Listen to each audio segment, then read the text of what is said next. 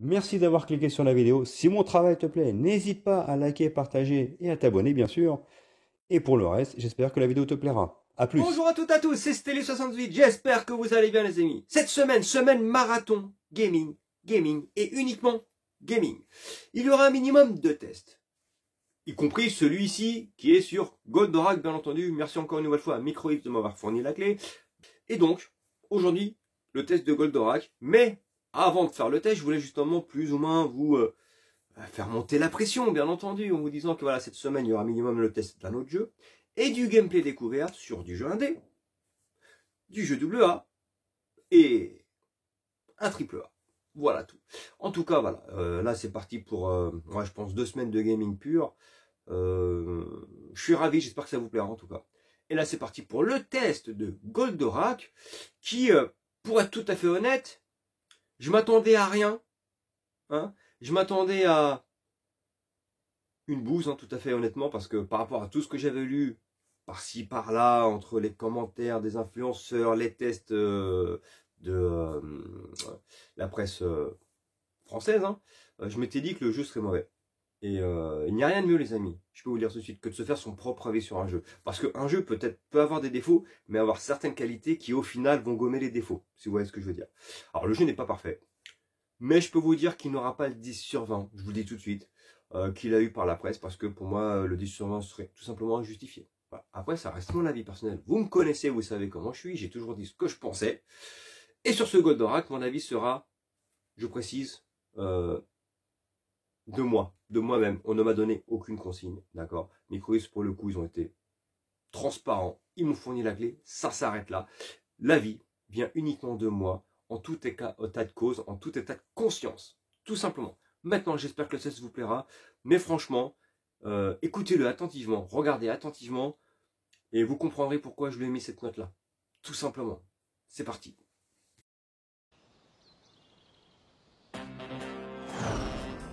Cabré. Récupération. Arrimage. Ovostable.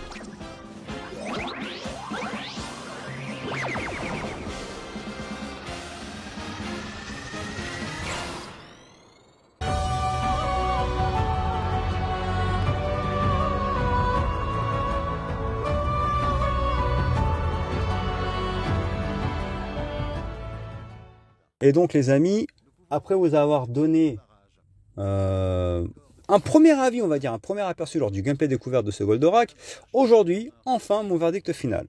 Avant de commencer à parler du jeu, je vais quand même préciser que Microids ne m'a donné aucune consigne. Ils m'ont uniquement fourni la clé, et ça s'arrête là. Je n'ai eu aucune consigne de leur part, donc je tiens quand même à le souligner. Je voudrais quand même les remercier de leur confiance, quand même, ça quand même je veux le dire moi, parce que c'est tout à fait normal, hein, pour m'avoir fourni la clé de Goldorak, du Crime de l'Orient Express, et également de Astérix et Obélix, baffez-les tous deux. Donc, voilà.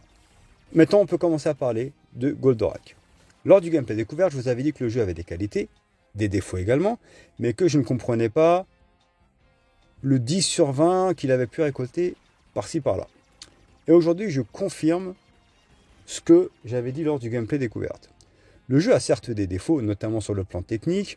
Il n'est pas joli, d'accord. Il y a très peu d'effets d'ombre, très peu de texture. Techniquement parlant, on ne peut pas dire que ce soit joli, avec beaucoup de popping, beaucoup d'aliasing. Je vous dis, des textures qui pop par-ci par-là. C'est un vrai défaut du jeu. Et ça, je ne vais pas le nier, d'accord. Après, est-ce qu'on s'arrête au graphisme dans un jeu? Bah non, parce qu'à l'époque, quand est sorti un Skyrim, avec tout le popping qu'il y avait, bah si on s'arrêtait qu'à ça, bah le jeu au final n'aurait pas eu 19 sur 20. Alors je suis pas en train de dire que Goldorak et Skyrim, attention, calmez-vous, je vous vois venir.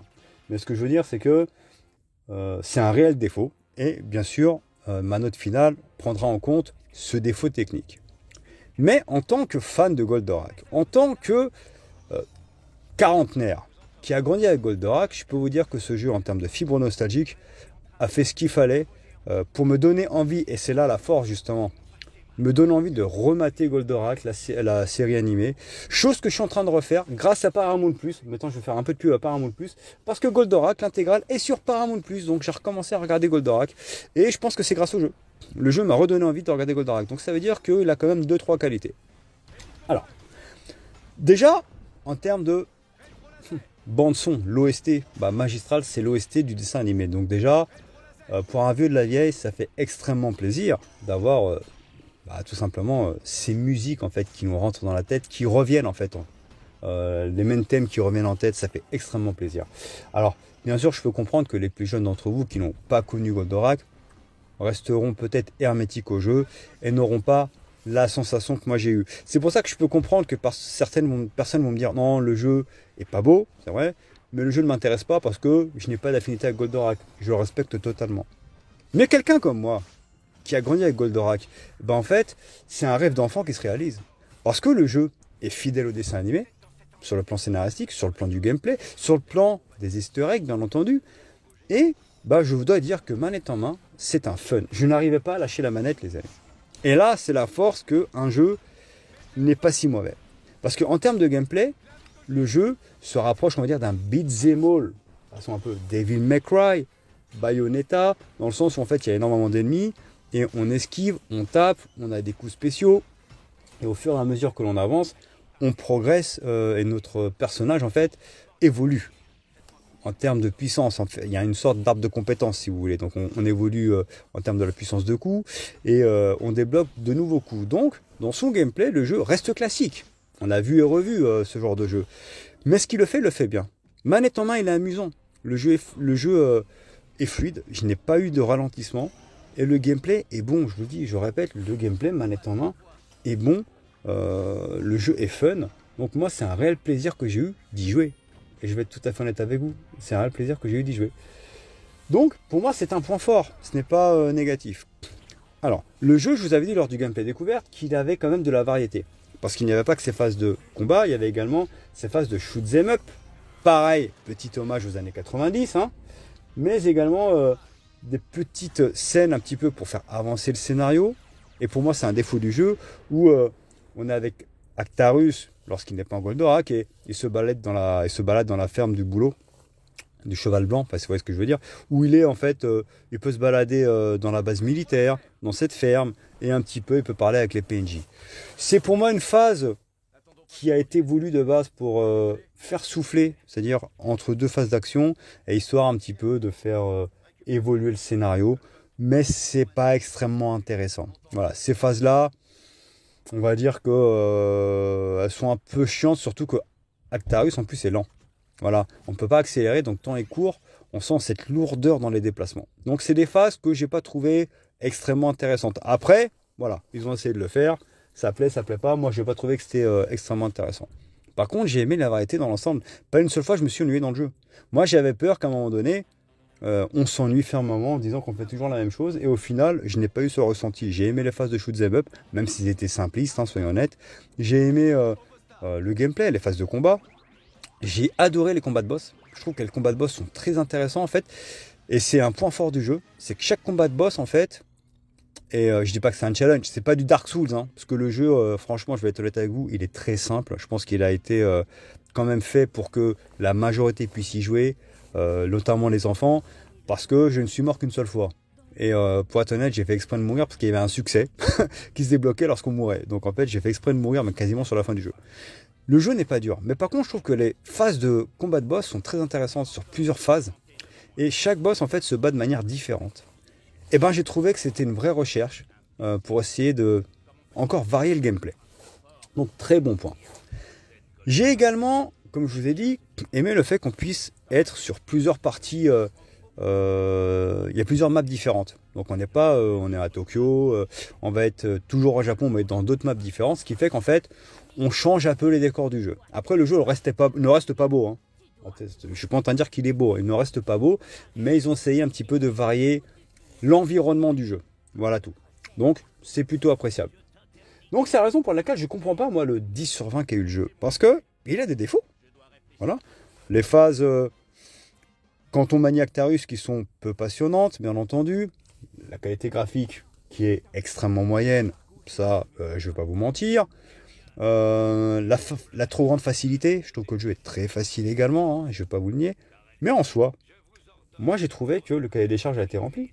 Un bon gameplay, un scénario intéressant. Ah, il casse pas 3 briques, mais bon, il reprend plus ou moins ce qui s'est fait dans le jeu, dans le dessin animé, donc fidèle à l'animé, avec des petits easter eggs très sympas, une bande son qui est très bonne, notamment quand on part de la base et qu'Actarus en fait se transforme, il fait transformation lorsqu'il arrive dans Goldorak, on passe sous la chute d'eau, bah, c'est génial, c'est clairement destiné aux nostalgiques et à ma génération, donc ça a fait mouche, hein, je vais être honnête avec vous.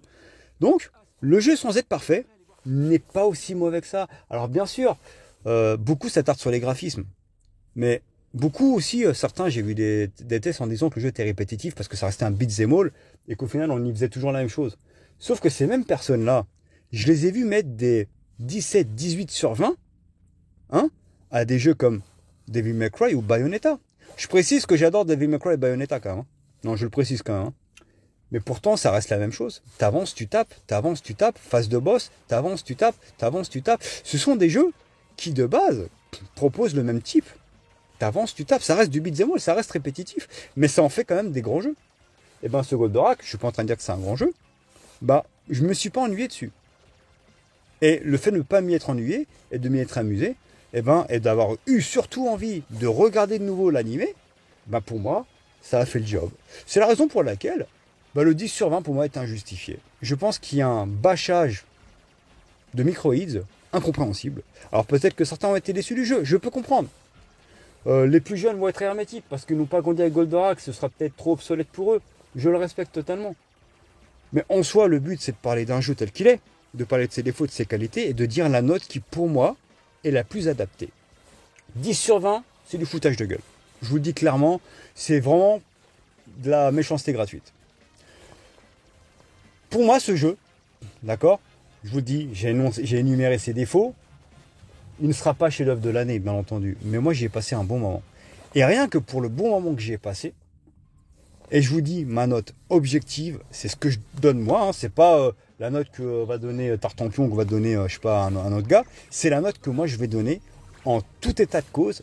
Et je vous précise quand même que c'est pas parce que j'ai eu la clé de Microïd que mon avis va changer.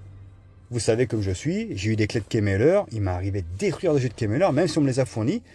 J'ai toujours dit les choses en tout état de cause et surtout de manière objective parce que j'estime que je ne peux pas vous tromper. Ce Goldorak, et là c'est un fan qui parle de Goldorak, hein, en tant que quarantenaire, il a en partie rempli le cahier des charges de ce que j'attendais d'un Goldorak et il m'a fait plaisir. Mais je note aussi ses défauts. Moi, la note que je lui mets, c'est un 14 sur 20. Et pour moi, ce jeu mérite, allez, entre 13 et 14. Moi, je lui mets 14, parce que je vous dis, le côté nostalgique a marché. Mais en soi, si je devais être une personne qui s'en foutait de Goldorak, qui n'avait pas grandi avec, c'est un jeu auquel j'aurais mis, ouais, peut-être 13. Peut-être 13, parce que tu te dis, ouais, il a quand même des défauts techniques, il est facile, il y a des phases un peu chiantes. Mais dans l'ensemble, le jeu, il est amusant. Il est amusant, je vous dis, on sent qu'il y a un vrai amour de Goldorak et une vraie fidélité à l'univers de Goldorak. C'est pour ça que moi je lui mets 14 sur 20. Et n'en déplaise à certains qui vont me dire tu l'as pas clashé, ben non, j'ai pas envie de le clasher parce que pour moi c'est pas un jeu à clasher parce qu'il ne mérite pas le clashage qu'il a eu. Tout simplement.